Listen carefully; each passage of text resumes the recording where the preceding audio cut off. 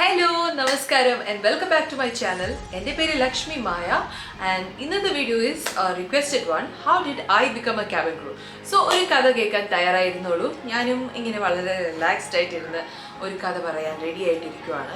Video ചെയ്യാനുള്ള main കാരണം എന്താണെന്ന് വെച്ച് കഴിഞ്ഞാൽ എൻ്റെ ഏത് വീഡിയോ ഞാൻ ഇട്ടാലും അതിൻ്റെ ഇടയിൽ ഒരു കമൻറ്റെങ്കിലും കാണും. ചേച്ചി ക്യാബിൻ ക്രൂവിനെ സംബന്ധിക്കുന്ന എന്തെങ്കിലും വീഡിയോ ഇടും, ചേച്ചി how did I become a cabin crew എന്നുള്ള ഒരു ടോപ്പിക് ചെയ്യാമോ എന്നൊക്കെ ചോദിച്ചിട്ട്. അപ്പം നിങ്ങൾ റിക്വസ്റ്റ് ചെയ്യുന്ന വീഡിയോ ഇട്ടില്ലെങ്കിൽ ഞാൻ എന്തിനാ ഇവിടെ ഇരിക്കുന്നത് അല്ലേ? സോ ഇന്നത്തെ വീഡിയോ ഞാൻ എങ്ങനെയാണ് ക്യാബിൻ ക്രൂ ആയത് എന്നുള്ള സ്റ്റോറിയാണ്. So ready?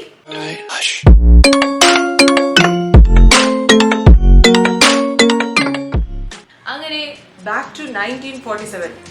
അങ്ങനെയല്ല, ഞാൻ +2 കഴിഞ്ഞിട്ട് വീട്ടിൽ നിൽക്കുന്ന ഒരു കുറച്ച് ടൈം ഉണ്ടല്ലോ, എല്ലാവർക്കും +2 കഴിയുമ്പോഴത്തേക്ക് ഒരു 1 month ഗ്യാപ്പ് ഒക്കെ വരുമല്ലോ, 1-2 months ഗ്യാപ്പ് വരും.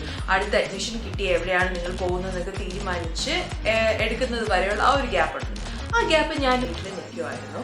നിന്നുകൊണ്ടിരുന്നപ്പം ഞാൻ എൻട്രൻസ് എഴുതിയിട്ട് എനിക്ക് BDS ജോയിൻ ചെയ്യണമെന്നായിരുന്നു. സോ അതിനുള്ള ഓൾമോസ്റ്റ് ഉള്ള തയ്യാറെടുപ്പുകളൊക്കെ കഴിഞ്ഞു. ബാംഗ്ലൂരിൽ ഒരു കോളേജിൽ അഡ്മിഷൻ ആയിട്ടുള്ള വിവരങ്ങളൊക്കെ എല്ലാം അന്വേഷിച്ച് വെച്ചിരിക്കുകയായിരുന്നു.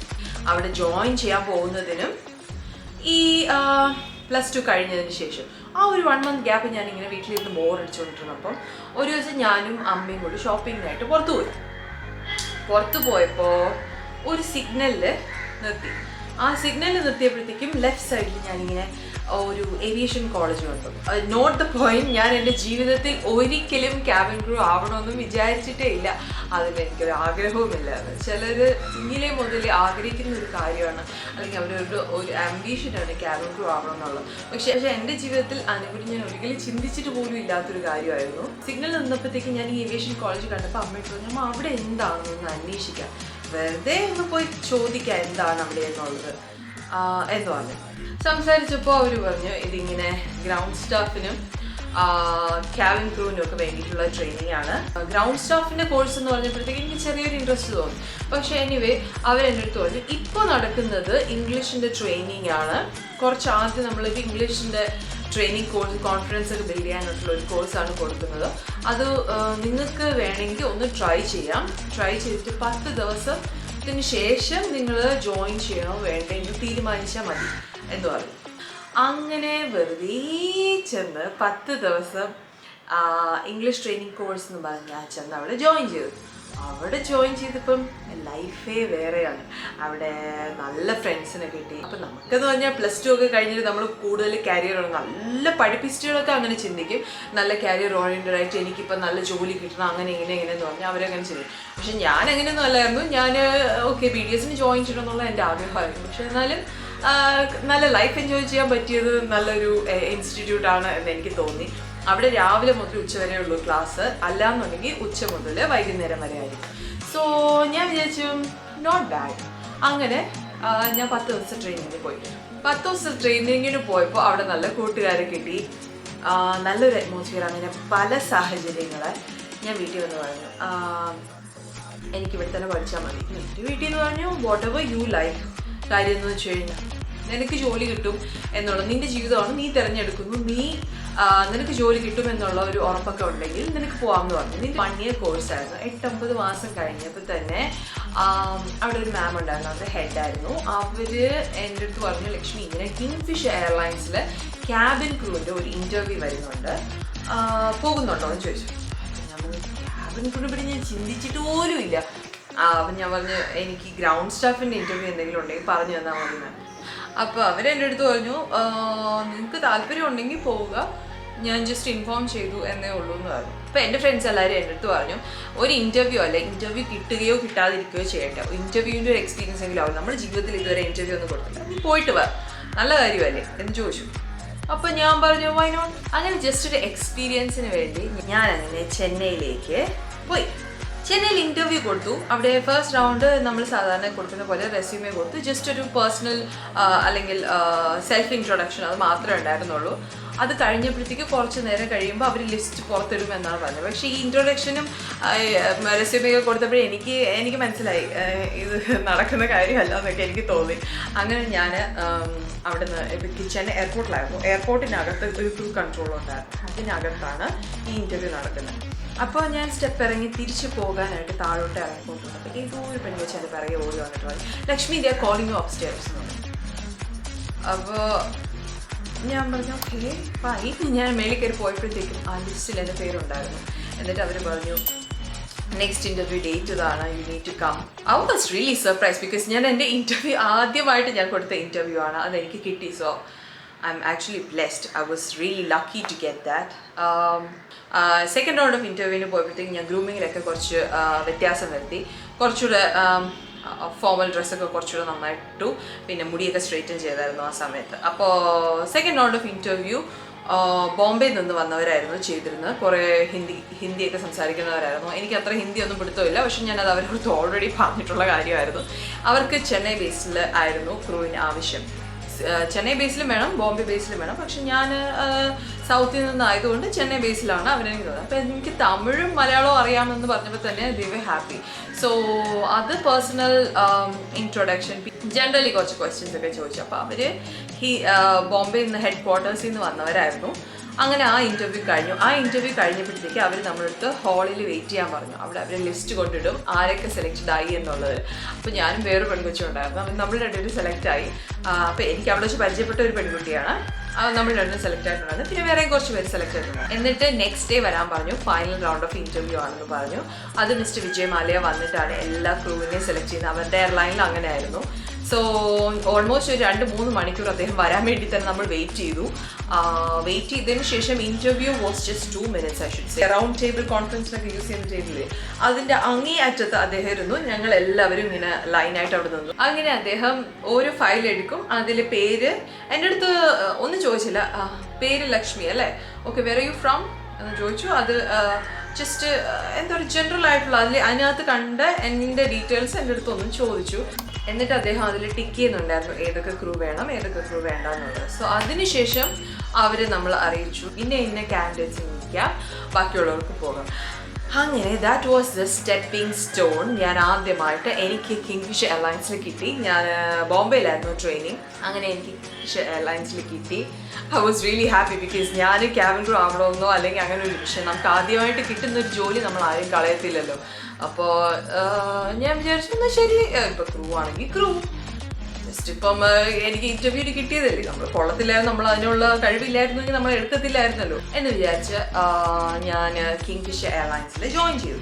കിങ്ഫിഷർ എയർലൈൻസിൽ 1.5 മാസം ട്രെയിനിങ് ഉണ്ടായിരുന്നു. 1.5 മാസം ട്രെയിനിങ് ബോംബെയിൽ വെച്ചിട്ടായിരുന്നു. ഞാൻ കുറേ കഷ്ടപ്പെട്ടു, കാരണം എനിക്ക് ഹിന്ദി അറിയത്തില്ലായിരുന്നു. ആ സമയത്ത് ബ പോലും അറിയത്തില്ലായിരുന്നു. ഞാൻ അവിടെ ഇറങ്ങിയിട്ട് എനിക്ക് ഇപ്പോഴും ഓർമ്മയുണ്ട്. അവർ ആദ്യം ഒരു 7 ദിവസത്തേക്ക് അവരുടെ ഗസ്റ്റ് ഹൗസ് തരും താമസിക്കാനായിട്ട്. വേറെ ഏതെങ്കിലും ക്രൂവിൻ്റെ കൂടെ ആയിരിക്കും താമസിക്കുന്നത്. അപ്പോൾ അവിടെ വലിയ വലിയ ബിൽഡിങ്ങുകളും ഈ ബോംബെ നഗരം ആദ്യമായിട്ടാണ് ഞാൻ കേരളത്തിൽ നിന്ന് തന്നെ പുറത്തു പോകുന്നത്. അല്ല, ചെന്നൈയിൽ ഇൻ്റർവ്യൂവിന് പോയിട്ടുണ്ട്. പക്ഷെ എന്നാലും ചെന്നൈ എന്ന് പറഞ്ഞാൽ നമുക്ക് ലാംഗ്വേജ് എങ്കിലും അറിയാലോ. പക്ഷെ കേരളത്തിൽ നിന്ന് ഇങ്ങനെ വേറൊരു സ്ഥലത്തേക്ക്, ദൂരെയുള്ളൊരു സ്ഥലത്തേക്ക് പുറത്തു പോകുന്നത് തന്നെ ആദ്യമായിട്ടായിരുന്നു. So I was really scared. പക്ഷേ it all went really well. അവിടെ എനിക്കൊരു ബന്ധമുണ്ടായിരുന്നു. അവിടെയാണ് ഞാൻ നിന്ന് ട്രെയിനിങ് ഒക്കെ ചെയ്തത്. ട്രെയിനിങ് ഒക്കെ നന്നായിട്ട് ചെയ്തു. അതിനുശേഷം ബേസ് എനിക്ക് ചെന്നൈ. അപ്പോൾ എൻ്റെ ബാക്കിയുള്ള എൻ്റെ ബാച്ചിലുള്ള എല്ലാവരും ബേസ് ബോംബെ തന്നെയായിരുന്നു. എന്നെയും വേറൊരു പെൺകൊച്ചിനുണ്ടായിരുന്നു. നമ്മൾ രണ്ടുപേരും ചെന്നൈയിലായിരുന്നു. ബട്ട് ഫ്ലൈയിങ് സ്റ്റാർട്ട് ചെയ്തപ്പോൾ നമ്മൾ ട്രെയിനിങ്ങിൽ കേൾക്കുന്നതും കാണുന്നതും ഒക്കെ ഒരു അറ്റ്മോസ്ഫിയറാണ്. പക്ഷേ ഫ്ലൈയിങ് സ്റ്റാർട്ട് ചെയ്യുമ്പോഴത്തേക്കും നമ്മൾ വേറൊരു ലെവലാണ്. സോ ഫ്ലൈയിങ് സ്റ്റാർട്ട് ചെയ്തപ്പോൾ അൺഫോർച്ചുനേറ്റ്ലി എനിക്ക് അങ്ങോട്ട് അഡ്ജസ്റ്റ് ചെയ്യാൻ പറ്റുന്നില്ല. അത് കാര്യം എനിക്ക് മോഷൻ സിക്നെസ്സിൻ്റെ പ്രശ്നം ഉണ്ടായിരുന്നു. കാറിലൊക്കെ ഇരിക്കുമ്പോൾ തലകറങ്ങത്തില്ല. ഞാൻ അനുഭവിച്ചു. ഒരു 5 സെക്ടേഴ്സൊക്കെ ഒരുമിച്ച് ഡൊമസ്റ്റിക് ആണ്. ഇപ്പം ഇന്ത്യക്കകത്ത് മാത്രം ഫ്ലൈ ചെയ്തു. ടേക്ക് ഓഫ് ലാൻഡിങ് തല കറങ്ങി. ലിറ്ററലി എല്ലാ ഫ്ലൈറ്റിൻ്റെ അവസാനം ഞാൻ ഛർദ്ദിക്കാൻ തുടങ്ങി. വാഷ്റൂമിൽ പോകും, ഛർദ്ദിക്കും. അങ്ങനെ ഒരു വൃത്തികെട്ട ഫീലിംഗ് ആയിരുന്നു. പിന്നെ ക്രൂ എല്ലാം ഭയങ്കര സ്റ്റൈൽ പിടിച്ച ക്രൂ ആയിരുന്നു. അവിടെ മിക്കവരും നോർത്ത് ഇന്ത്യയിൽ നിന്നൊക്കെ ഉള്ളവരായിരുന്നു. സോ ബേസിക്കലി അവരെൻ്റെ അടുത്ത് ഹിന്ദി സംസാരിക്കും. എനിക്ക് ഹിന്ദി അറിയത്തില്ല. ഞാൻ വിചാരിച്ചു ചെന്നൈയിലാണെങ്കിലും രക്ഷപ്പെടുമെന്ന് വിചാരിച്ചു. പക്ഷെ ഞാൻ തിരിച്ച് ഇംഗ്ലീഷ് സംസാരിക്കും. അതപ്പോൾ അവർക്ക് അത്ര ഇഷ്ടപ്പെടത്തില്ല. പിന്നെ ആ ബേസിൽ വളരെ കുറച്ച് ക്രൂകൾ, ആ കുറച്ച് ക്രൂവിൻ്റെ കൂടെ തന്നെ എപ്പോഴും ഫ്ലൈ ചെയ്യാൻ തുടങ്ങി. അതിലെ സീനിയേഴ്സിനൊക്കെ ഭയങ്കര എന്താ പറയുക, ദേഷ്യവും അങ്ങനെ ആ ഒരു ലെവലെത്തി. ഫ്ലൈയിങ് നരകതുല്യമായി തുടങ്ങി. അപ്പോൾ ഞാൻ പറഞ്ഞു ഞാനിനി പോകത്തില്ല എന്ന് പറഞ്ഞ് വീട്ടിൽ വന്നിരുന്നു. എനിക്കിനി ഫ്ലൈ ചെയ്യണ്ട. അങ്ങനെ കുറച്ച് നാളെ ഞാനവിടെ ഫ്ലൈ ചെയ്തോളൂ. ഏകദേശം ഒരു വർഷത്തിനടുപ്പിച്ച് ഞാനവിടെ ഫ്ലൈ ചെയ്തോളൂ. കാരണം എനിക്ക് പറ്റുന്നില്ലായിരുന്നു. അങ്ങനെ ഞാൻ വീട്ടിൽ വന്നിരുന്നു.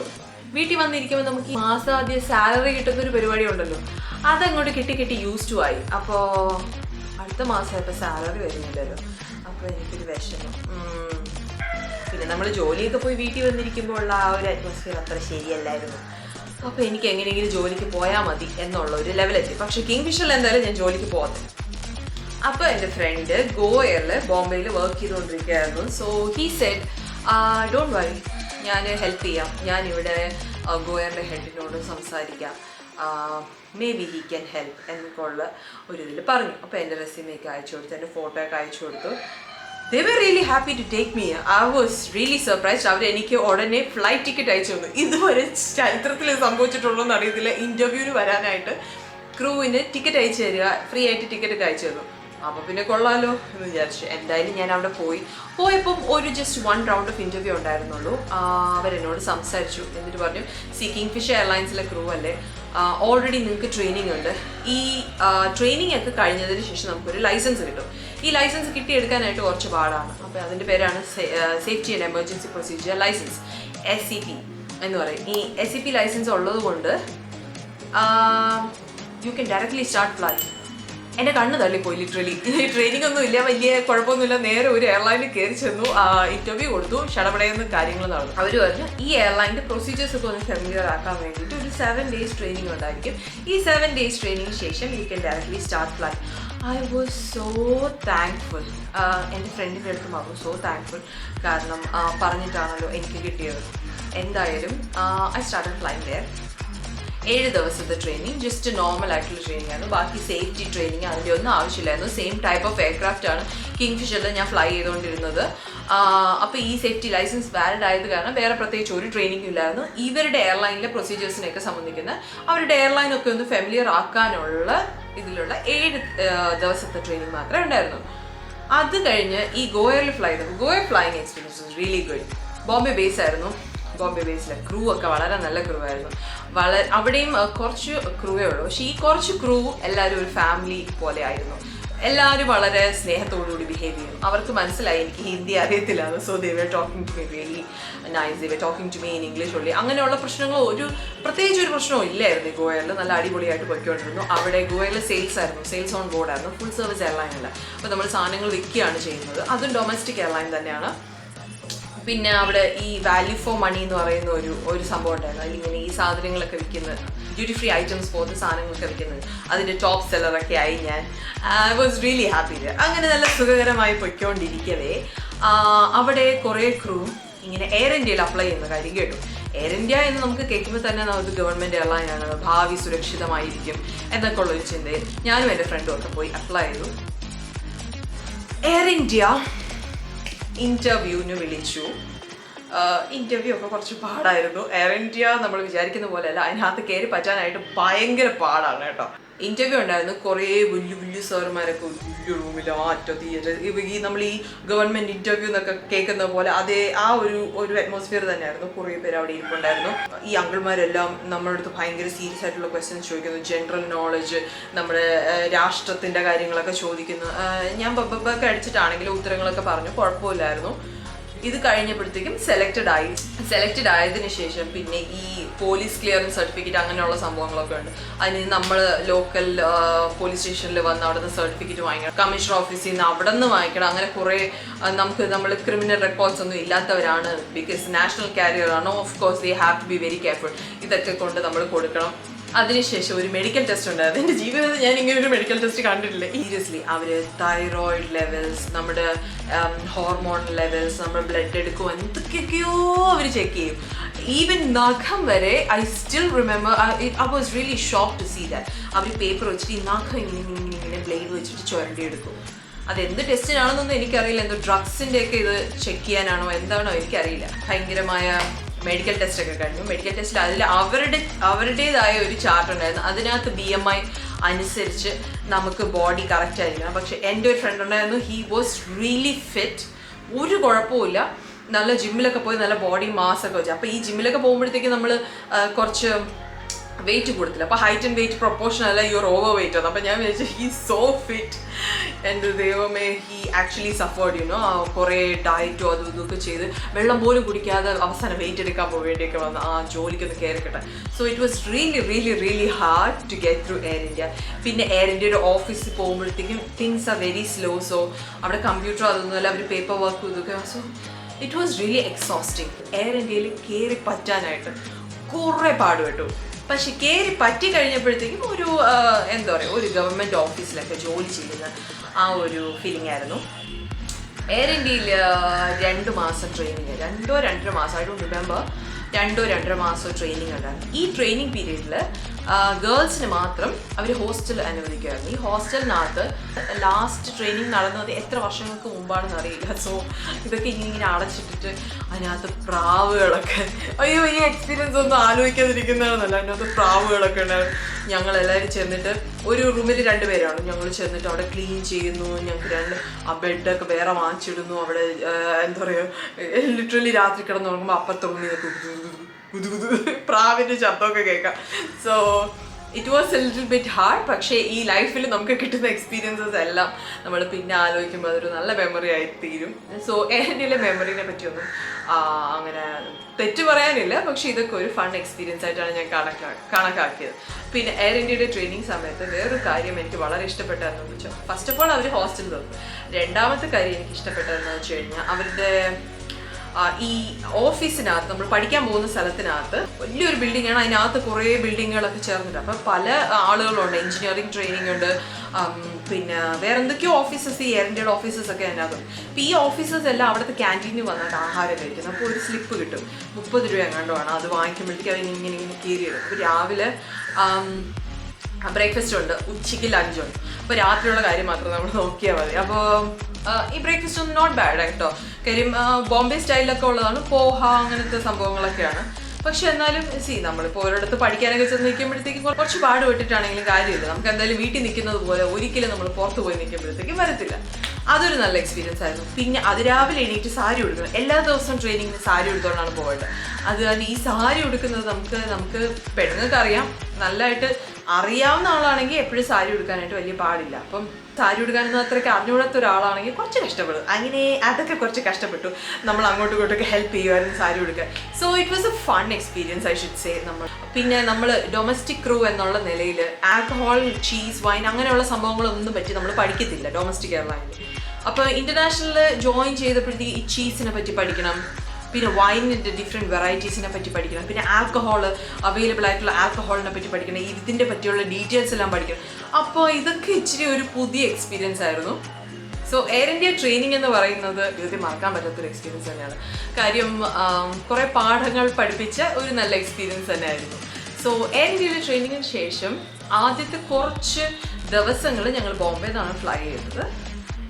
It was good. അതൊക്കെ ട്രെയിനിങ് ഫ്ലൈറ്റ്സും അതൊക്കെ ആയിരുന്നു.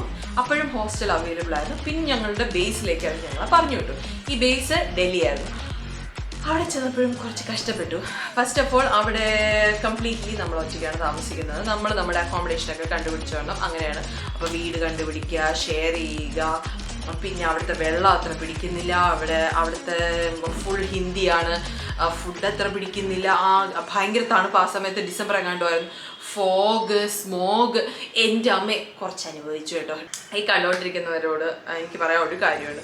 നമ്മുടെ ജീവിതത്തിൽ വീട്ടിൽ നിൽക്കുമ്പോഴത്തേക്കും കറക്റ്റായിട്ട് രാവിലെ ദോശ, ഇഡലി, ഇടിയപ്പമൊക്കെ ഈ അമ്മമാരുണ്ടാക്കി തരുമ്പോൾ നമുക്ക് അതിനൊന്നും ഒരു വില കാണത്തില്ല. പക്ഷെ നമ്മൾ ഒറ്റയ്ക്ക് മാറി താമസിക്കുമ്പോഴത്തേക്കും മനസ്സിലാകും ഇതൊക്കെ ഒരു ബ്ലെസ്സിങ് ആയിരുന്നു. സോ നമുക്കിപ്പോൾ ഉള്ള ഓപ്പർച്യൂണിറ്റി നമ്മൾ എപ്പോഴും അപ്രീഷിയേറ്റ് ചെയ്യണം.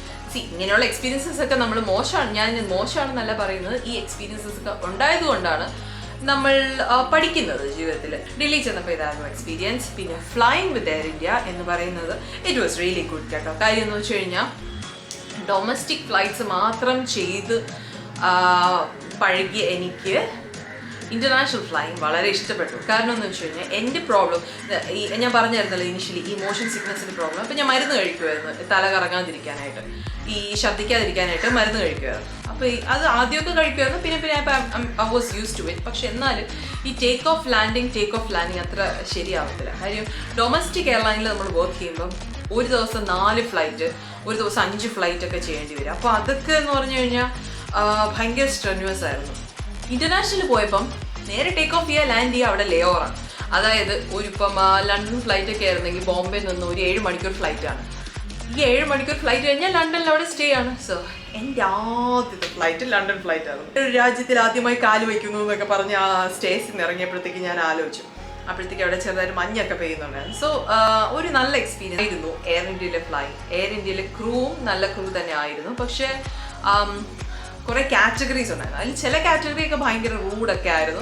പക്ഷെ എന്നാലും മിക്കവാറും നമ്മൾ ഫ്ലൈ ചെയ്യുന്നത് ഏറ്റവും സീനിയർ മോസ്റ്റ് എന്ന് പറയുന്നത് ഈ അങ്കിൾമാരും ആൻറ്റിമാരും ഒക്കെ ഉണ്ട്. അവരൊക്കെ ഭയങ്കര പാവമാണ് കേട്ടോ. അവരൊക്കെ വളരെ സോഫ്റ്റ് ആയിട്ടാണ് നമ്മൾ ജൂനിയർ ക്രൂവിൻ്റെ അടുത്ത് ബിഹേവ് ചെയ്യുന്നത്. ബേട്ട എന്നൊക്കെ വിളിച്ചിട്ടാണ് എല്ലായിടത്തും സംസാരിക്കുന്നത്. അവരെ കൊണ്ട് ജോലി ഏൽപ്പിക്കാൻ തന്നെ നമുക്ക് തോന്നുന്നില്ല. നമ്മൾ നന്നായിട്ട് അവരെ ഹെൽപ്പ് ചെയ്യാനേ തോന്നുള്ളൂ. സോ ഞാൻ ആ എയർ ഇന്ത്യയിൽ സുഖകരമായി ഫ്ലൈ ചെയ്തുകൊണ്ടിരുന്നപ്പോൾ എൻ്റെ ഫ്രണ്ട് പറഞ്ഞു, എത്തിഹാദ് എയർവേസ് ഹയർ ചെയ്യുന്നുണ്ട് ബോംബെയിൽ, ഒരു വലിയ ഓപ്പൺ ഡേ വരുന്നുണ്ട്, നമുക്ക് പോയാലോ ഇന്റർവ്യൂ കൊടുക്കാൻ.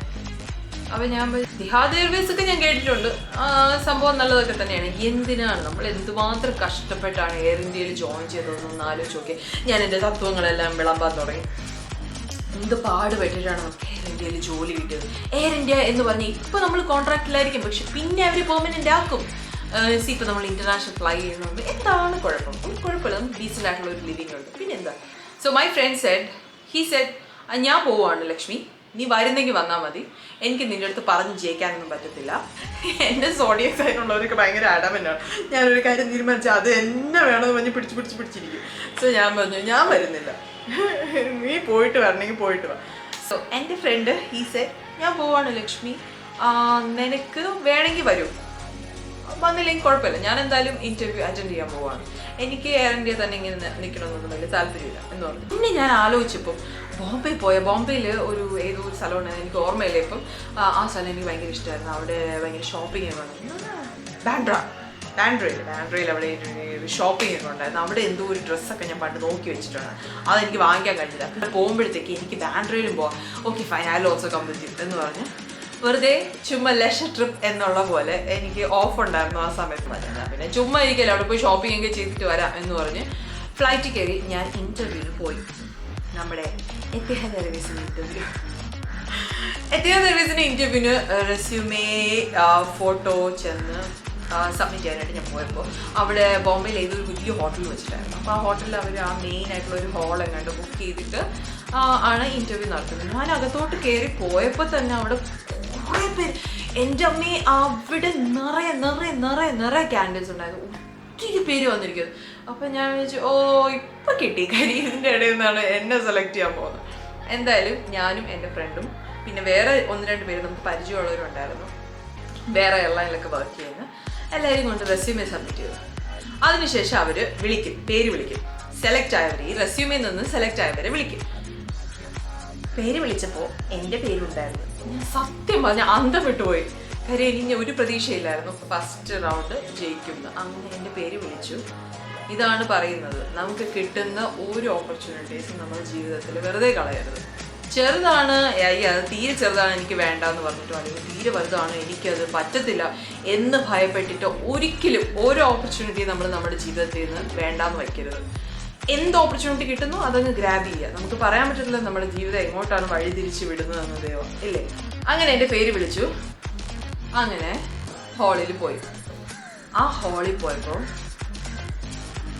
എനിക്ക് അറിയത്തില്ല, കാര്യം ഒരു കല്യാണ മണ്ഡപത്തിൻ്റെ ഒക്കെ അത്രയുള്ളൊരു ഹോളായിരുന്നു. അതിനകത്ത് നിറച്ച് ആണുങ്ങളും പെണ്ണുങ്ങളും ഉണ്ടായിരുന്നു, നിറച്ച് ഫുൾ. എന്നിട്ട് ഈ വിളിച്ചവരാണ്, ഈ ഫസ്റ്റ് റെസ്യൂമേ കൊടുത്തിട്ട് സെലക്ട് ചെയ്തവരാണ്, അത്രയും പേരുണ്ടായിരുന്നു. എന്നെ വലിച്ചഴിച്ച് കൊണ്ടുപോയ എൻ്റെ ഫ്രണ്ടിനെ കിട്ടിയില്ല. പക്ഷേ he's in A very good place now, he's working in A very good airline now. അത് വേറെ കാര്യം. പിന്നെ ഇംഗ്ലീഷ് ടെസ്റ്റ് ആയിരുന്നു. അവരൊരു പേപ്പർ തരും, അതിനകത്ത് എന്തോ അവർ പറയും, അത് മനസ്സിലാക്കിയിട്ട് നമ്മൾ അതിൽ കൊടുത്തിരിക്കുന്ന ക്വസ്റ്റ്യൻസ് നമ്മൾ ആൻസർ എഴുതണം. എന്തായാലും കുറച്ച് ഗ്രാമറും അങ്ങനെയുള്ള സംഭവങ്ങളൊക്കെ ആയിരുന്നു ഈ English test. English test paper കൊടുത്തു, എന്നിട്ട് അടുത്ത പേര് വിളിക്കും. അതിലും ഞാൻ ജയിച്ചു. അത് കഴിഞ്ഞിട്ട് ഗ്രൂപ്പ് ഡിസ്കഷൻ ആയിരുന്നു. ഗ്രൂപ്പ് ഡിസ്കഷനിൽ കയറാൻ പോയപ്പോഴത്തേക്ക് ഞാൻ വിചാരിച്ച ഗ്രൂപ്പ് ഡിസ്കഷനിലൊന്നും എനിക്ക് കിട്ടാൻ സാധ്യതയില്ല. കാര്യം എന്ന് വെച്ച് കഴിഞ്ഞാൽ എനിക്കിങ്ങനെ ഡിബേറ്റ് ചെയ്ത് ബാക്കിയുള്ളവരെ സംസാരിച്ച് അടിച്ചിരുത്താനുള്ള ആ ഒരു കഴിവ് ഇച്ചിരി കുറവാണ്. അത് കാരണം ഞാൻ വിചാരിച്ചു ഗ്രൂപ്പ് ഡിസ്കഷൻ നമുക്കത് നടക്കുന്ന കാര്യമില്ല. എന്തായാലും എൻ്റെ ഗ്രൂപ്പിൽ ഒരു 6-7 പീപ്പിളും കണ്ടുണ്ടായിരുന്നു. എന്തോ ഒരു ടോപ്പിക്കായിരുന്നു, എനിക്ക് ഓർമ്മയില്ല. പക്ഷേ ഈ ടോപ്പിക്ക് കേട്ടപ്പോൾ അതിനോട് വലിയ ഗ്രാഹ്യമില്ലായിരുന്നു എനിക്ക്. അവരെന്തോ ഒരുമിച്ച് ഒരു ഗ്രൂപ്പായിട്ടുള്ള എന്തോ ഒരു വർക്ക് ചെയ്തിട്ട് അതിനെപ്പറ്റി എക്സ്പ്ലെയിൻ ചെയ്യാനോ അങ്ങനെ എന്തോ ആയിരുന്നു.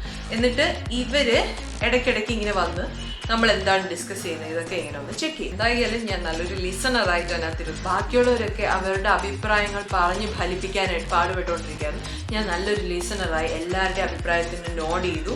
എന്നിട്ട് ചില അഭിപ്രായത്തിനോട് എഗ്രി ചെയ്തു. Yes I agree with that എന്ന് പറഞ്ഞു. എന്നിട്ട് ഞാൻ ചിലത് നമ്മൾ എഗ്രി ചെയ്യാത്തതാണെങ്കിൽ ഞാൻ പറയും I think this idea is better, her idea is better than yours എന്നൊക്കെ പറഞ്ഞ് ഞാൻ അവിടെ അങ്ങ് പിടിച്ചു നിന്നു. ലക്കിലി ഞാൻ ഗ്രൂപ്പ് ഡിസ്കഷൻ പാസ്സായി. എനിക്ക് ഇതൊന്ന് 1-2 ദിവസമായിട്ടാണ് ഈ ഇൻ്റർവ്യൂ നടന്നത് കേട്ടോ. അപ്പോൾ പിറ്റേ ദിവസം ഇത് പോകണമായിരുന്നു. ഫസ്റ്റ് റെസ്യൂമേ കഴിഞ്ഞ് ഇംഗ്ലീഷ് ടെസ്റ്റ് കഴിഞ്ഞ് പിറ്റേ ദിവസമായിരുന്നു ഈ ഗ്രൂപ്പ് ഡിസ്കഷൻ. അങ്ങനെ ഗ്രൂപ്പ് ഡിസ്കഷന് ഞാൻ പാസ്സായി. ഗ്രൂപ്പ് ഡിസ്കഷൻ പാസ്സായതിനു ശേഷം പിന്നെ പിറ്റേ ദിവസമായിരുന്നു ഫൈനൽ ഇൻ്റർവ്യൂ. അങ്ങനെ ഫൈനൽ ഇൻ്റർവ്യൂവിന് പോയി. ഫൈനൽ ഇൻ്റർവ്യൂവിന് പോയപ്പോഴത്തേക്കും വേറൊരു ഏരിയയിലായിരുന്നു. അതേ ഹോട്ടലിൽ തന്നെ ആയിരുന്നു, പക്ഷെ അവർ വേറെ ഇങ്ങനെ റൂംസ് പോലത്തെ ഒരു സ്ഥലമായിരുന്നു. എന്തായാലും ഓരോ കോർണറിൽ ജനലിൻ്റെ അടുത്ത് ഓരോ ഇൻ്റർവ്യൂസ് ഇരിപ്പുണ്ടായിരുന്നു. അങ്ങനെ 1-2-3 പേരെ എങ്ങോട്ട് വീതം വിളിക്കും. 3 പേരും 3 ആളുകളുടെ അടുത്ത് പോകും. ഞാനൊരു ഒരു സ്ത്രീയുടെ അടുത്താണ് പോയത്.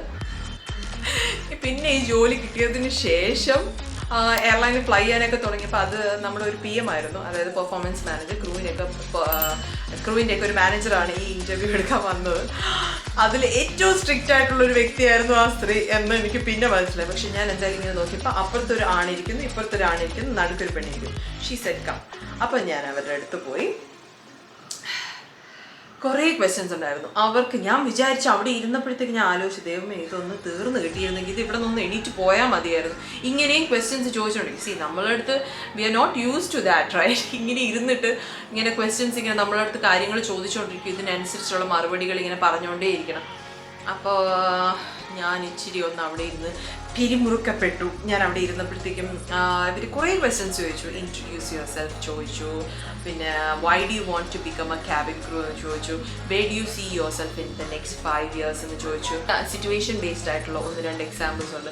ഇന്നത് ഈ പാസഞ്ചേഴ്സ് തമ്മിൽ ഇങ്ങനെ അടികൂടുന്നു, അപ്പോൾ നിങ്ങളെങ്ങനെ റിയാക്ട് ചെയ്യും? നിങ്ങളുടെ സീനിയർ നിങ്ങൾക്കൊരു റോങ് ഇൻസ്ട്രക്ഷൻ തന്നു, നിങ്ങളെങ്ങനെ റിയാക്ട് ചെയ്യും? അങ്ങനെ ഇതിപ്പോൾ ഞാൻ പെട്ടെന്ന് ഒരു 4-5 ക്വസ്റ്റ്യൻസ് എൻ്റെ ഓർമ്മയിൽ വന്നത് ഞാൻ പറഞ്ഞു. പക്ഷെ ഇതിനൊക്കെ വലിയ ആൻസേഴ്സ് നമ്മൾ തിരിച്ച് പറഞ്ഞ് വലിപ്പിക്കണ്ട്. എൻ്റെ അമ്മ ഞാൻ പാടുപെട്ടുപോയി. എന്തായാലും അവിടെ ഇരുന്ന് ഇൻ്റർവ്യൂ ഒക്കെ നടന്നുകൊണ്ടിരിക്കവേ ഒരു ഇൻസിഡൻറ്റ് എനിക്ക് ഓർമ്മ വന്നത്. ഏതോ ഒരു ഇംഗ്ലീഷ് വേർഡ് എൻ്റെ മനസ്സിൽ വന്നില്ല. എനിക്ക് പറയണമെന്നുണ്ടായിരുന്നൊരു വാക്ക് മനസ്സിൽ വന്നില്ല. അപ്പം ഞാൻ അങ്ങ് പോസ് ചെയ്തു, സ്റ്റക്കായി. ഞാൻ എന്ന് പോസ് ചെയ്തപ്പോൾ അവർ ഈ പറയുമ്പോഴൊക്കെ ഇവരിങ്ങനെ എഴുതിക്കൊണ്ടിരിക്കുകയാണ്. ഞാൻ പറയുന്ന ഉത്തരമെല്ലാം ഇങ്ങനെ അവർ എഴുതിക്കൊണ്ടിരിക്കുകയാണ്. എന്നിട്ട് അവരിങ്ങനെ എന്നെ നോക്കി. It's okay, take your time എന്ന് പറഞ്ഞു. ഞാൻ വിചാരിച്ചു തീർന്ന്, എനിക്കിനി ഒന്നും പറയാൻ പറ്റത്തില്ല എന്ന് പറഞ്ഞ് ഞാൻ വിചാരിച്ചു. പക്ഷെ ലക്കിലി എനിക്ക് ആ വേർഡ് എന്തായാലും എനിക്ക് ഓർമ്മ കിട്ടിയില്ല. പക്ഷെ ലക്കിലി ഞാൻ അതിനെ എന്തോ ഒരു വേറെന്തോ പറഞ്ഞങ്ങ് അതിനങ്ങ് ഒഴിവാക്കി വിട്ടു. പക്ഷെ ലക്കിലി ആ സമയത്ത് എനിക്ക് വേറെന്തോ പറയാൻ തോന്നി. അതെന്തോ വേറെന്തോ പറഞ്ഞ് ഞാനതൊക്കെ ഒഴിവാക്കി വിട്ടു. പക്ഷെ ഞാൻ ആ ഒരു പോസ് ഇൻ്റർവ്യൂവിൽ വന്നപ്പോൾ ഞാൻ ഈ പറഞ്ഞു വന്നതിൻ്റെ റീസൺ എന്താണെന്ന് വെച്ച് കഴിഞ്ഞാൽ പെർഫെക്റ്റ് ആയിട്ടൊന്നും ഒരു ഇൻ്റർവ്യൂ കൊടുക്കാനായിട്ട് ആർക്കും പറ്റത്തില്ല. അപ്പോൾ നമ്മൾ വരുത്തുന്ന മിസ്റ്റേക്സ് ഒന്നും അത്രയ്ക്ക് കുറേ മിസ്റ്റേക്സ് വരുത്തിയില്ല എന്നുണ്ടെങ്കിൽ അവർ ആ മിസ്റ്റേക്സ് ഒന്നും കണക്കാക്കത്തില്ല എന്നുള്ളത് ഓർമ്മിപ്പിക്കാൻ വേണ്ടിയിട്ടാണ് ഞാനിത് പറഞ്ഞത്. അപ്പോൾ ഇങ്ങനെ പോസ് ചെയ്ത് ഞാൻ അവിടെ കുറച്ച് നേരം ഇരുന്നു എന്നുള്ളത് സത്യമാണ്. എന്നിട്ട് അവർ ഇൻ്റർവ്യൂ കഴിഞ്ഞപ്പോൾ എൻ്റെ അടുത്ത് പറഞ്ഞു, എന്തായാലും അവരെ ചോദ്യങ്ങളൊക്കെ അവർ ചോദിച്ചതിന് ശേഷം എൻ്റെ അടുത്ത് പറഞ്ഞു, okay Lakshmi, you will get a call in 10 to 15 days. If you do not get the call, നിങ്ങൾ മനസ്സിലാക്കിക്കോണം നിങ്ങൾക്ക് ജോലി കിട്ടിയില്ല എന്ന്. പക്ഷേ if you get the call, get ready to come to Abu Dhabi എന്ന്. ഇനി എന്നെ വിളിച്ചാലും വേണ്ടൂല, വിളിച്ചില്ലെങ്കിലും വേണ്ടൂല, ഇൻ്റർവ്യൂ കഴിഞ്ഞല്ലോ എന്നുള്ള സമാധാനത്തിൽ ഞാൻ അവിടെ നിന്ന് ഇറങ്ങിപ്പോയി. തിരിച്ച് ഡൽഹിയിലോട്ട് വന്നു. ഡൽഹിയിൽ മിണ്ടാതെ എയർ ഇന്ത്യയിലൊക്കെ ഫ്ലൈ ചെയ്തുകൊണ്ടൊക്കെ ഇരുന്നു. അങ്ങനെ കുറച്ചൊരു 10-15 ദിവസം കഴിഞ്ഞപ്പം ഒരു കോൾ വരുന്നു. Hello, is this Lakshmi? അതെ ഞാനാണ്. അല്ല, മലയാളത്തിലല്ല, ഇംഗ്ലീഷിൽ തന്നെ ആയിരുന്നു. ഓഫ്കോഴ്സ് അവർ വിളിച്ചപ്പോഴത്തേക്കും ആണ് എന്ന് പറഞ്ഞു. അപ്പോൾ അവർ പറഞ്ഞു, C Lakshmi, this is a golden call that you have been waiting for. You selected as a cabin crew with Etihad. So get ready to pack your bags. ഞാൻ പറഞ്ഞു ദൈവമേ, literally I was in tears. എനിക്ക് ഭയങ്കര സന്തോഷമായി. കാരണം കേട്ടിട്ടേ ഉള്ളൂ വേറൊരു രാജ്യത്തൊക്കെ പോയി നിന്ന് അവിടുത്തെ മിഡിൽ ഈസ്റ്റ് ക്രൂവിൻ്റെ കിട്ടുന്ന ബെനിഫിറ്റ്സ് ഇതിനെ പറ്റിയൊക്കെ ഞാൻ കേട്ടിട്ട് മാത്രമേ ഉള്ളൂ. അപ്പം ഞാൻ എന്ത് ചെയ്തെന്നറിയോ, ഞാൻ എൻ്റെ ബാഗൊക്കെ പാക്ക് ചെയ്തു. കുറച്ച് ഷോപ്പിംഗ് ഒക്കെ ഉണ്ടായിരുന്നു, അതൊക്കെ ചെയ്തു. പിന്നെ എയർ ഇന്ത്യയിൽ നിന്ന് റിസൈൻ ചെയ്യേണ്ട കാര്യങ്ങളൊക്കെ അതൊക്കെ ചെയ്തു. പിന്നെ നാട്ടിൽ പോയി ഒരു 5 ദിവസം അങ്ങോട്ട് നിൽക്കാൻ എനിക്ക് പറ്റി. അവിടെ നിന്നു. എന്നിട്ട് നാട്ടിൽ നിന്നായിരുന്നു എനിക്ക് ഫ്ലൈറ്റ്. ഞാൻ ഫ്ലൈറ്റിൽ കയറിയപ്പോൾ എനിക്ക് കിട്ടിയിരിക്കുന്ന സീറ്റ് ബിസിനസ് ക്ലാസ്സിലാണ് തന്നത്. അപ്പം തന്നെ ഐ വാസ് ഇംപ്രസ്ഡ്. കാര്യം എന്ന് ചോദിച്ചാൽ നമ്മളിപ്പോൾ ട്രാവൽ ചെയ്യണമെങ്കിൽ ഞാൻ എക്കോണമി ക്ലാസ് ടിക്കറ്റ് ഒക്കെ എടുക്കുകയുള്ളൂ. അപ്പോൾ നോക്കിയോ ബിസിനസ് ക്ലാസ് ടിക്കറ്റ് ഒക്കെയാണ് തന്നിരിക്കുന്നത്. ബിസിനസ് ക്ലാസ്സിൽ ഞാനൊരു മൂലയ്ക്കിരുന്ന് നോക്കി. ലാൻഡ് ചെയ്യാറായപ്പോൾ എനിക്ക് ഡെസേർട്ടൊക്കെ കാണാം. ഞാൻ അബുദാബി ഇതിന് മുമ്പ് പോയിട്ടില്ലായിരുന്നു. ഫ്ലൈ ചെയ്തപ്പോഴാണെങ്കിലും ഞാൻ അബുദാബിയിലൊന്നും പോയിട്ടില്ലായിരുന്നു. അപ്പോൾ എനിക്ക് ഡെസേർട്ട് കാണാം, ഫെറാറി വേൾഡൊക്കെ കാണാൻ പറ്റുന്നുണ്ട്. എന്തായാലും ലാൻഡ് ചെയ്ത് എയർപോർട്ടിൻ്റെ ഇമിഗ്രേഷൻ കസ്റ്റംസ് എല്ലാം കഴിഞ്ഞ് ഞാൻ പുറത്തേക്ക് ഇറങ്ങി വന്നപ്പോൾ ഞാൻ വിചാരിച്ചു എങ്ങനെയാണ് ഞാൻ ഇനി ഇവിടെ നിന്ന് എങ്ങനെയാണ് പോകേണ്ടത്, എന്താണ് ചെയ്യേണ്ടത്, എനിക്ക് ഒരു പിടിയില്ല. നോക്കിയപ്പോൾ ഒരു കോട്ട് സൂട്ടൊക്കെ ഇട്ട ഒരാൾ ഇങ്ങനെ കാർഡ് പിടിച്ചുകൊണ്ട് നിൽക്കുന്നത്, ആ മറ്റേ പ്ലക്കാർഡല്ലോ അത് പിടിച്ചുകൊണ്ട് നിൽക്കുന്നത്. ലക്ഷ്മി മായ എന്ന് എഴുതിയിട്ടുണ്ട്. ഞാൻ ലക്ഷ്മി മായ എന്ന് വന്ന് പറഞ്ഞു. അപ്പോൾ അയാൾ എൻ്റെ ബാഗ് തൂക്കി ഒരു കറുത്ത കാർ വെളിയിൽ പാർക്ക് ചെയ്തിട്ടിരിക്കുന്നു. ഒരു നല്ല ലക്ഷറിയസ് ആയിട്ടുള്ള കാറ്. ഇയാൾ എൻ്റെ ബാഗ് എടുത്തോണ്ട് പോയി കാറിനകത്ത് വെച്ചു. ഞാൻ കയറിയിരുന്നു. എനിക്ക് ഭയങ്കര പേടിയായിരുന്നു കേട്ടോ. ഞാൻ ഇതൊക്കെ ഒരു സ്വപ്നം പോലെയാണ് എനിക്ക് തോന്നിയത്. എന്നിട്ട് അവരൊരു വലിയ പൊക്കമുള്ള ഒരു ഹോട്ടലിൻ്റെ ഫ്രണ്ടിൽ കൊണ്ട് നിർത്തി. ബാഗ് മറ്റേ ഈ പോർട്ടർ വന്ന് എടുത്തിട്ടൊക്കെ പോയി. ഞാൻ ആ ഹോട്ടലിനകത്ത് കയറിയപ്പോൾ താഴെ റിസപ്ഷന് നിറച്ച് എന്നെ പോലെ കുറേ ക്രൂ നിപ്പുണ്ട്. അവർ ഇതുപോലെ റിക്രൂട്ട് ചെയ്തിട്ട് അവർ വന്നതാണ്. പക്ഷെ അവരൊക്കെ ബോംബെ, ഡൽഹി അങ്ങനെ അല്ലെങ്കിൽ വേറെ രാജ്യത്തു നിന്നൊക്കെ വന്നവരാണ്. സോ ബേസിക്കലി അവരൊരു ബാച്ച് സ്റ്റാർട്ട് ചെയ്യാൻ വേണ്ടിയിട്ട് കുറേ ക്രൂവിനെ കൊണ്ടുവന്നതാണ്. അപ്പം ഞാൻ മാത്രമേ ഉണ്ടായിരുന്നുള്ളൂ കേരളത്തിൽ നിന്ന്. എന്തായാലും നമ്മളടുത്ത് അവർ ബ്രീഫ് ചെയ്തു, നിങ്ങൾ അടുത്ത 3 മാസം ഈ ഹോട്ടലിലാണ് താമസിക്കാൻ പോകുന്നത്. എല്ലാവർക്കും അവരവരുടേതായ റൂമുണ്ട്, ഹൗസ് കീപ്പിംഗ് ഇതെല്ലാം കറക്റ്റായിട്ട് അവർ ചെയ്തോളും. ദിവസവും വെള്ളമൊക്കെ തരും. പിന്നെ ഫുഡ് നിങ്ങൾ വെളിയിൽ നിന്ന് എങ്ങനെയാണെന്ന് വെച്ചാൽ അറേഞ്ച് ചെയ്യണം. എന്തായാലും റൂം കിട്ടി. 22ാമത്തെ ഫ്ലോറിലായിരുന്നു എനിക്ക് റൂം കിട്ടിയത്. View was amazing. Bed cosy, നല്ല റൂം, ക്ലീൻ, നീറ്റ്, 5 സ്റ്റാർ ഹോട്ടലും കണ്ടുമായിരുന്നു. അടിപൊളി.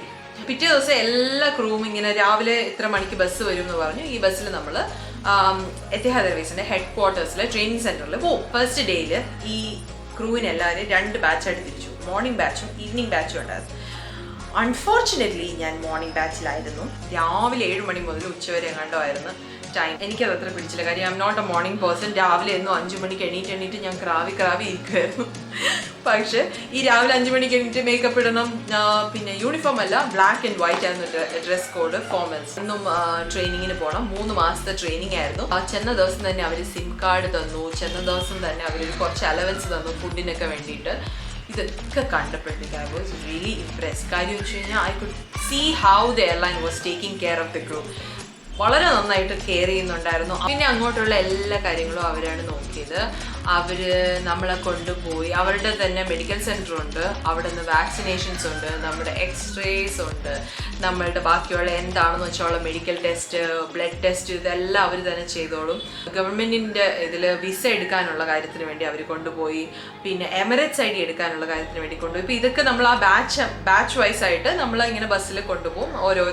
ഓരോയിടത്ത് പോയി എല്ലാ പ്രൊസീജിയറും കഴിയും, നമ്മൾ തിരിച്ചു വരും. ആ സമയത്ത് ഞാൻ അവിടെ ഇരുന്നപ്പോൾ ഞാൻ പണ്ടത്തെ കാര്യങ്ങളൊക്കെ ആലോചിച്ചു. ഞാൻ Kingfisher, GoAir, Air India ഇങ്ങനെ അവിടെയൊക്കെ ഇങ്ങനെ ഓരോ സ്ഥലങ്ങളിൽ പോയതും കഷ്ടപ്പെട്ടതും അവിടെയുള്ള ലിവിങ് കണ്ടീഷൻസും ഇതെല്ലാം ആലോചിച്ചപ്പോൾ I thought I was really blessed, literally. Etihad Airways പോയപ്പോഴത്തേക്കും they really took care of us. ആ 3 മാസത്തെ ട്രെയിനിങ് വാസ് അമേസിങ്. വേറെ നാഷണാലിറ്റീസിലുള്ള ട്രെയിനേഴ്സൊക്കെ ആയിരുന്നു. പിന്നെ എൻ്റെ ബാച്ചിൽ തന്നെ വേറെ നാഷണാലിറ്റീസിലുള്ള ക്രൂ ഉണ്ടായിരുന്നു. അപ്പോൾ നമ്മളുടെ ആ ഒരു അറ്റ്മോസ്ഫിയർ തന്നെ അങ്ങ് മാറുവാണ്. പോയപ്പോഴത്തേക്കും ബാച്ചിനകത്തുള്ള നമ്മുടെ ബാച്ച്മേറ്റ്സ് എന്നൊക്കെ പറയുമ്പോൾ നമുക്ക് ഭയങ്കര അറ്റാച്ച്മെന്റ് തോന്നുന്ന ഒരു സംഭവമാണ്. ബാച്ച്മേറ്റ്സ് തന്നെ പലരും വേറെ നാഷണാലിറ്റീസ് ആണ്. നമ്മൾ കാണുന്ന നമ്മുടെ ട്രെയിനേഴ്സ് വേറെ നാഷണാലിറ്റീസ് ആണ്. നമ്മൾ അതിനകത്തൂടെ നടന്നു പോകുമ്പോൾ തന്നെ ഫുൾ ഒരു മൾട്ടി കൾച്ചറൽ എൻവയോൺമെന്റ് ആയിരുന്നു. എന്തായാലും training days was fun. Training safety and emergency procedures, പിന്നെ എയർക്രാഫ്റ്റിനെ സംബന്ധിക്കുന്നത് പഠിക്കണം, ഫയർ ഫൈറ്റിംഗ് പഠിക്കണം, നമ്മൾ ഡിച്ചിങ് വെള്ളത്തിൽ ചാടുന്ന സംഭവം അതൊക്കെ പഠിക്കണം, സ്ലൈഡിങ് അതിനെ പറ്റിയുള്ള ഇത് പഠിക്കണം, ഡോർ ഓപ്പറേഷൻ, എയർക്രാഫ്റ്റിനകത്ത് എന്തൊക്കെയുണ്ടോ അതിനെപ്പറ്റി എല്ലാം നമ്മൾ പഠിക്കണം. എല്ലാവരും നമ്മൾ ഈ ട്രെയിനിങ് കഴിയുമ്പോൾ അരച്ച് കലക്കി കുടിപ്പിച്ചിരിക്കാൻ. പിന്നെ സർവീസ് ട്രെയിനിങ് ഉണ്ട്. സർവീസും ഓബ്വിയസ്ലി ഡിഫിക്കൾട്ടായിരുന്നു. കാര്യം എന്ന് വെച്ച് കഴിഞ്ഞാൽ വൈൻസ്, കുറേ ലിക്ക്, ഇതിനെ പറ്റി, പിന്നെ ഫുഡ്, പ്ലേറ്റിംഗ്, ഇങ്ങനെ കുറേ സംഭവമുണ്ട്. അങ്ങനെ എന്തായാലും 3-3.5 മാസം കൊണ്ട് ട്രെയിനിങ് നന്നായിട്ട് കംപ്ലീറ്റ് ചെയ്തു. ഫ്ലൈങ് സ്റ്റാർട്ട് ചെയ്തപ്പോഴത്തേക്കും ദൈവം സഹായിച്ച് എനിക്ക് ആദ്യം നമ്മൾ ഫ്ലൈങ് സ്റ്റാർട്ട് ചെയ്യുമ്പോൾ ചെറിയ ചെറിയ ഫ്ലൈറ്റ്സ് ആയിരിക്കും കൂടുതലും കിട്ടുന്നത്. അപ്പോൾ അത് മാത്രമല്ല, നമുക്ക് US വിസ 6 മാസം എത്തിഹാദിൽ ഫ്ലൈ ചെയ്താൽ മാത്രമേ നമുക്ക് US വിസയ്ക്ക് വേണ്ടിയിട്ട് അവർ അപ്ലൈ ചെയ്യത്തുള്ളൂ. US വിസ ഒരു ലെങ്തി പ്രോസസ്സുമാണ്. US വിസ എന്ന് പറയുന്നത് കിട്ടാനായിട്ട് ഇച്ചിരി പാടുള്ളൊരു സംഭവമാണ്. അപ്പോൾ US ഫ്ലൈ ചെയ്യാൻ പറ്റത്തില്ല ഇനീഷ്യലി. സോ ബാക്കി എല്ലാ ക്രൂവും നോർമലായിട്ട് ഫ്ലൈ ചെയ്തുകൊണ്ടിരുന്നപ്പോൾ ഐ വാസ് ലക്കി, എനിക്ക് എയർ ഇന്ത്യയിൽ നിന്ന് US വിസ ഉണ്ടായിരുന്നു. സോ അവർ നോക്കിയപ്പോഴത്തേക്ക് ക്രൂവിൻ്റെ വിസ തന്നെയാണ്, വാലിഡ് ആണ്, ഒരു കുഴപ്പമില്ല. അവരത് ക്യാൻസൽ ചെയ്തിട്ടൊന്നും ഇല്ലായിരുന്നു. സോ എൻ്റെ അടുത്ത് പറഞ്ഞു, ലക്ഷ്മി, ജെറ്റ് എയർവേസിന് കുറച്ച് ലീസ്ഡ് ആയിട്ടുള്ള എയർക്രാഫ്റ്റ്സ് വെച്ചിട്ട് എത്തിഹാദ് ജെറ്റ് എയർവേസുമായിട്ട് ഒരു കൊളാബറേഷൻ പോലെ ചെയ്യുന്നുണ്ട്. സോ ജെറ്റിൻ്റെ യൂണിഫോം ഇട്ടിട്ട് എന്താ പറയുക, എത്തിഹാദിൻ്റെ ക്രൂ ഫ്ലൈ ചെയ്യുന്ന ഇതിലാണ്. അതിൽ കുറച്ച് ഇന്ത്യൻ ക്രൂവിനെ ആയിരുന്നു അവർക്ക് ആവശ്യം. സോ പക്ഷെ അതിൽ കുറച്ച് ജെറ്റ് എയർവേസ് ക്രൂവും കാണും. സോ എത്തിഹാദിൻ്റെ അംബാസിഡേഴ്സ് ആയിട്ട് പോകണം. അതൊരു വലിയ അംഗീകാരമായിട്ടാണ് ബാക്കിയുള്ള അവിടുത്തെ ബാക്കിയെല്ലാം സീനിയേഴ്സാണ് കേട്ടോ, അംഗീകാരമായിട്ടാണ് അവർ കണ്ടിരുന്നത്. അത് എനിക്ക് ഭാഗ്യത്തിന് കിട്ടി. അങ്ങനെ എനിക്ക് ജെറ്റ് എയർവേസ് യൂണിഫോം അതൊക്കെ കിട്ടി. ഇനിഷ്യലി ഞാൻ കുറച്ച് എത്തിഹാദിൻ്റെ ഫ്ലൈറ്റ്സുകൾ ചെയ്തു. എന്നിട്ട് ഞാൻ പിന്നെ ജെറ്റ് എയർവേസിൻ്റെ ഫ്ലൈറ്റ്സ്, അത് ആക്ച്വലി സുഖമായിരുന്നു. കാര്യം US ഫ്ലൈറ്റ് മാത്രമേ ചെയ്യത്തുള്ളൂ, ഈ ജെറ്റ് എയർവേസിൻ്റെ ഫ്ലൈറ്റ് മാത്രമേ ചെയ്യത്തുള്ളൂ. അപ്പോൾ ഒരു ഫ്ലൈറ്റ് കഴിഞ്ഞാൽ 3 ദിവസം അവധി, 4 ദിവസം അവധി, സ്റ്റാൻഡ് ബൈ, പിന്നെ അടുത്ത ഫ്ലൈറ്റ് 4 ദിവസം അവധി. മാത്രമല്ല US ഫ്ലൈറ്റ് ചെയ്യുമ്പോഴത്തേക്കും അലവൻസ് ഇതെല്ലാം കൂടുതലുമാണ്. അപ്പം നല്ല അലവൻസും നല്ല ശമ്പളവും ഉണ്ട്, നല്ല ഓഫറുകളും ഉണ്ട്, നല്ല സുഖജീവിതമായിരുന്നു. ഒരു 6 മാസം അത് മാത്രം ഞാൻ ചെയ്തു. പിന്നെ നോർമൽ എത്തിഹാദ് ഫ്ലൈറ്റ്സ് ആണ് ചെയ്തുകൊണ്ടിരുന്നത്. 7 വർഷമായിട്ട് എത്തിഹാദ് എയർവേസിൽ ഫ്ലൈ ചെയ്യുന്നു. ഈ 7 വർഷം was just amazing years of my life. നമ്മളെ എയർലൈൻ എങ്ങനെ ട്രീറ്റ് ചെയ്യുന്നു എന്നുള്ളതിലാണെങ്കിലും, നമ്മുടെ ലൈഫ് സ്റ്റൈൽ എങ്ങനെ മാറുന്നു എന്നുള്ളതിലാണെങ്കിലും, നമുക്ക് കിട്ടുന്ന ബെനിഫിറ്റ്സ് ആണെങ്കിലും വാസ് ദ ബെസ്റ്റ്. പിന്നെ അബുദാബി എന്ന് പറയുന്നത് it's a very very very safe place for woman. സോ ഈ 7 വർഷത്തെ എക്സ്പീരിയൻസ് വാസ് സൂപ്പർ. ഓക്കെ, അപ്പോൾ ഇതാണ് എൻ്റെ crew journey. Kingfisher, Go Air, Air India, Etihad Airways. Etihad എയർവേസിൽ കുറച്ച് നാൾ ജെറ്റ് എയർവേസ്, അങ്ങനെയാണ് ഞാൻ ഫ്ലൈ ചെയ്തിട്ടുള്ളത്. എൻ്റെ ഈ ക്യാബിൻ ക്രൂ ജേർണിയിൽ ഞാൻ ഒരിടത്തും റിഗ്രറ്റ് ചെയ്തിട്ടില്ല. കാര്യം നമ്മൾ ഏതെങ്കിലും ഒരു എയർലൈനിൽ ആണെങ്കിലും നമ്മൾ എവിടെയെങ്കിലും പോയി നിന്ന് കുറച്ചൊക്കെ എക്സ്പീരിയൻസസ് ഫുഡിൻ്റെ കാര്യത്തിൽ അങ്ങനെയുള്ള കുറച്ച് വിഷമങ്ങളൊക്കെ ജീവിതത്തിൽ വന്നിട്ടുണ്ടെങ്കിലും അതൊക്കെ നമ്മളുടെ ജീവിതത്തിൽ മുന്നോട്ട് പോകുമ്പോൾ അതൊക്കെ ഒരു ബെറ്റർമെൻറ്റിന് വേണ്ടിയിട്ടുള്ള ഒരു എക്സ്പീരിയൻസ് മാത്രമായിട്ട് കണക്കാക്കണം. പിന്നെ എൻ്റെ ലൈഫിൽ നിന്ന് പഠിച്ച ഒരു കാര്യമാണ്, നമുക്ക് വരുന്ന ഓരോ ഓപ്പർച്യൂണിറ്റീസ് നമ്മൾ വെറുതെ കളയരുത്, അവസരങ്ങൾ ഒരിക്കലും പാഴാക്കരുത്. നമ്മുടെ ഭാഗത്തുനിന്ന് നമ്മളെ കൊണ്ട് കഴിയുന്നിടത്തോളം രീതിയിൽ നമ്മൾ പെർഫോം ചെയ്യുക, ബാക്കി ദൈവത്തിൻ്റെ കാര്യങ്ങളിലാണ്. എൻ്റെ ഈ ക്യാബിൻ ക്രൂ ജേർണീൻ്റെ കഥ നിങ്ങൾക്ക് ഇഷ്ടപ്പെട്ടു എന്ന് വിശ്വസിക്കുന്നു. ഇതൊരു റിക്വസ്റ്റഡ് വീഡിയോ ആണ്. എൻ്റെ അടുത്ത് ചോദിച്ച എല്ലാവരുടെ അടുത്തും ഞാൻ പറയുകയാണ്, ഹാപ്പി ആയാലോ? നിങ്ങൾക്ക് എൻ്റെ വീഡിയോ ഇഷ്ടപ്പെട്ടുവെങ്കിൽ ലൈക്ക് ചെയ്യാൻ മറക്കരുത്. ആൻഡ് പ്ലീസ് സപ്പോർട്ട് ചെയ്യും. എനിക്ക് സബ്സ്ക്രിപ്ഷനും വ്യൂസും ഒക്കെ ഉണ്ടായാലല്ലേ ഒരു പ്രചോദനം ഉണ്ടാവുള്ളൂ അടുത്ത വീഡിയോ ഇടാനായിട്ട്. സോ നിങ്ങളും നിങ്ങളുടെ ഫ്രണ്ട്സിനൊക്കെ ഇത് ഷെയർ ചെയ്ത് കൊടുക്കുക, എന്നിട്ട് അവരോടും പറയുക സബ്സ്ക്രൈബ് ചെയ്യാനായിട്ട്. അപ്പോൾ നമുക്കിനി അടുത്ത വീഡിയോയിൽ കാണാം കേട്ടോ. ബൈ.